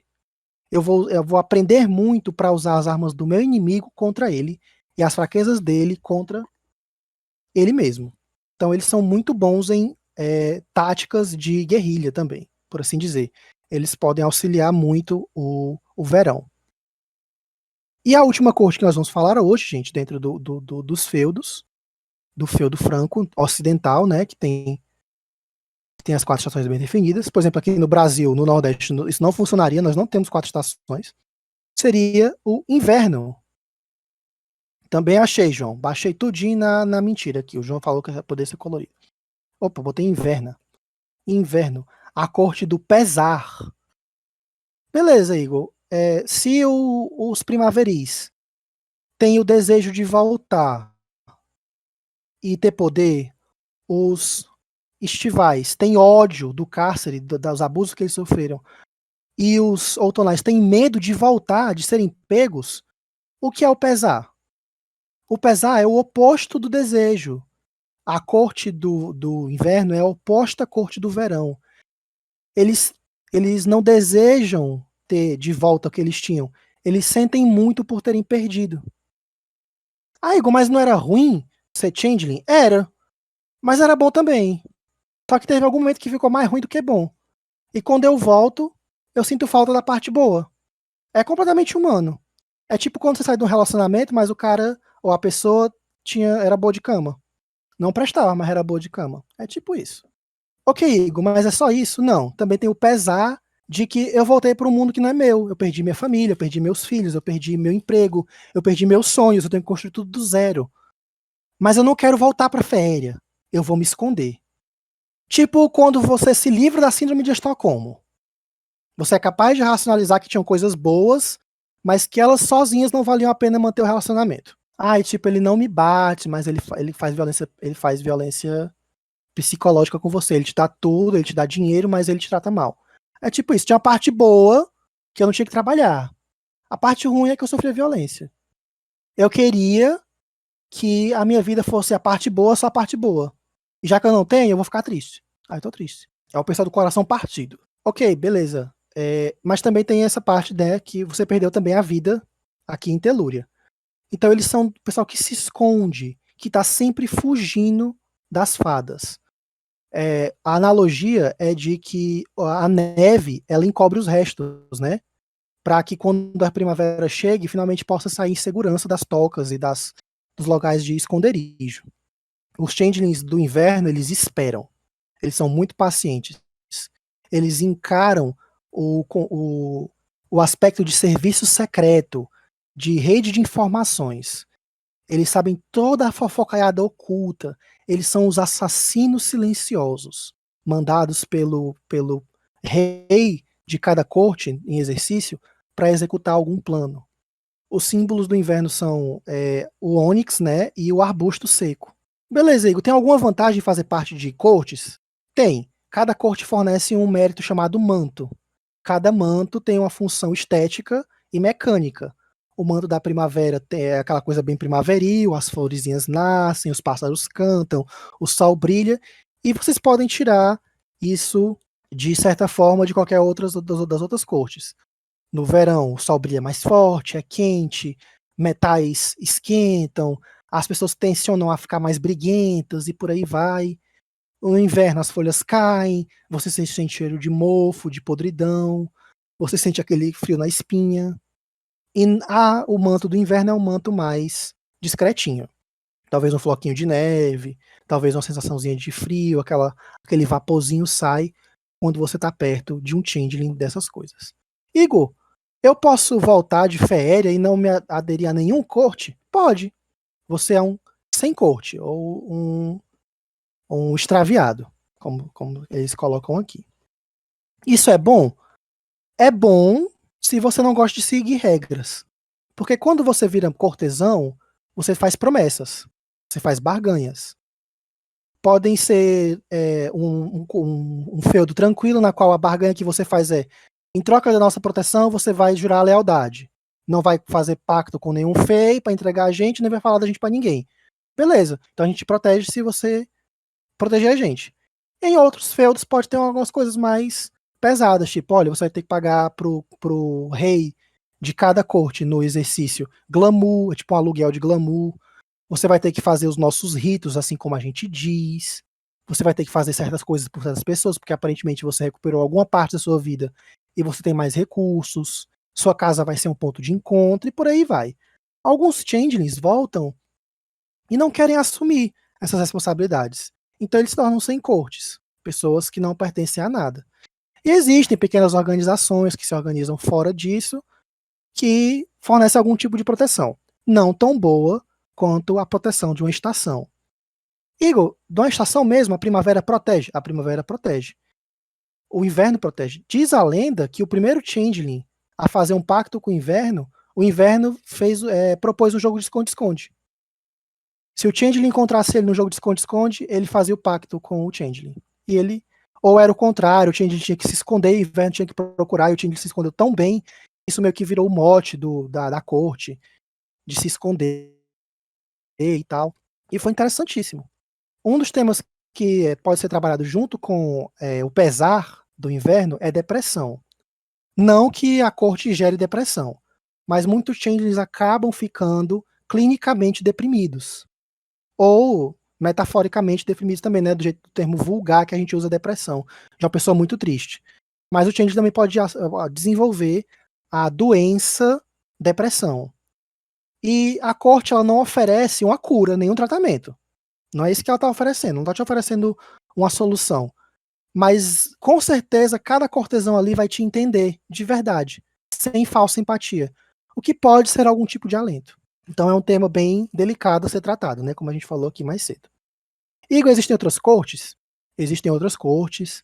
Existem as cortes orientais, que são baseadas nos pontos cardeais. Existem cortes baseadas em estiagens e chuvas, como cortes tropicais. Existem cortes metálicas, baseadas em elementos da alquimia, e por aí vai. Igor, posso criar minha própria corte? Você pode criar sua própria corte. Contanto que você consiga fazer a barganha e juntar um grupo de pessoas, fica tranquilo.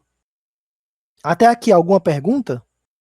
Vocês entenderam que quando você joga de Changeling e participa de uma corte, seu personagem tem que ter uma fratria, uma feição e tem que ser cortesão de alguma corte? E dentro das cortes ainda existem organizações nobiliárquicas. Você pode ser um cortesão ou tonal do Margravirato esqueci agora, gente, mas ou então um invernal do Conselho dos Espantalhos, e por aí vai. Outros aspectos que eu poderia trabalhar hoje, mas nós já chegamos no nosso tempo limite, seriam os aspectos de contratos e de mecânicas e de N coisas que eu eventualmente vou falar em outro encontro. Que eu acho que eu já falei até muito, né? Aqui. E falei muito mesmo, que eu tô até com a garganta um pouco coçando aqui. Mas não se preocupe que eu tava com água o tempo todo. E se vocês tiverem alguma dúvida, alguma coisa que vocês queiram dizer, por favor, fiquem à vontade para falar, para discorrer aqui com a gente. Opa, deixa eu falar aqui uma coisinha. Eu achei um encontro bastante produtivo. Eu me senti até um pouco nostálgico, lembrando de algumas coisas do primeira edição, que eu tava vendo aqui as imagens do Changeling, né? Não tive a oportunidade de jogar, mas tive a oportunidade de fazer ficha. Um sistema bastante interessante, bastante profundo, né? Eu acho que em comparação a outros sistemas da White Wolf, ele é um que ele pega, assim, mais as partes intrínsecas da pessoa mesmo, né? Porque ele mexe com esses trâmites e coisa do tipo da mente da pessoa, da alma da pessoa. Eu acho que ele é um sistema bastante pessoal. Eu acho isso muito bacana, né? Porque você tem muito espaço para você explorar. Tem uma temática muito boa, que é contos de fada todo mundo gosta, né? E ele tem um universo muito bem construído. É um tipo de criatura muito interessante de ser vista. Bacana. Gente, eu vou aqui mandar para vocês aqui alguns dos temas não, da mídia que inspira Changeling, segundo o livro, certo? Que vai ser Jessica Jones. Por que, Igor, Jessica Jones, da Marvel? Porque fala sobre cárcere, gente. A relação dela com o Killgrave, né? O Purple Man, é uma relação muito similar à de um Changeling preso a uma barganha com o seu captor. E os jeitos que a Jéssica eventualmente consegue, de fato, a liberdade dela, são muito parecidos com o jeito que um Changeling recupera a própria liberdade. O André falou aqui. Ouvindo tudo isso, lembrei de certos aspectos de umas ideias que eu tive para umas histórias que eu pensei. Bacana, fico muito feliz.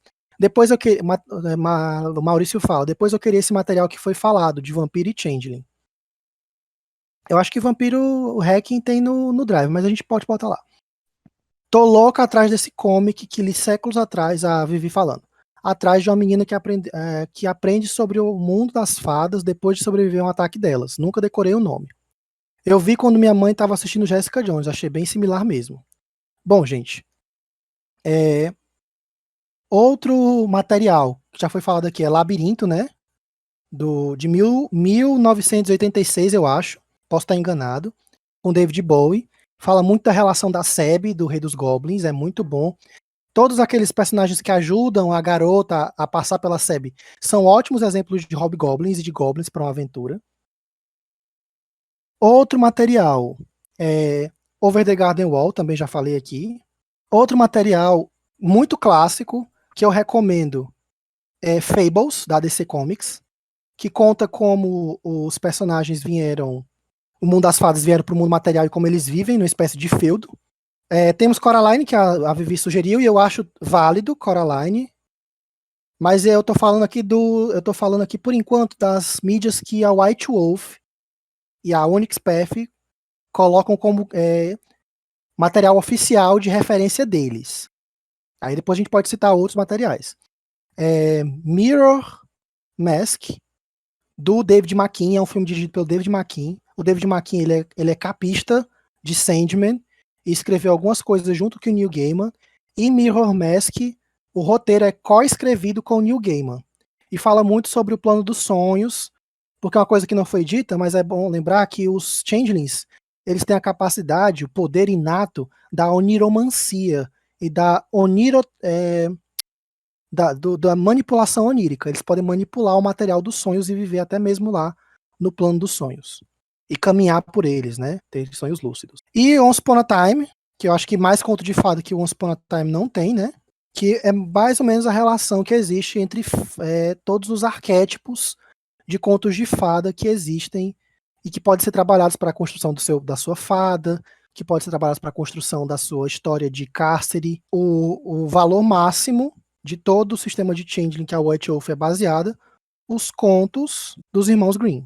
Afinal, os contos de fada. Acho que Grimm se escreve assim, mas eu posso estar escrevendo errado, então peço perdão aí. Olha, o André falando aqui, ó, assisti várias temporadas e só entendia quando chegava no final da temporada.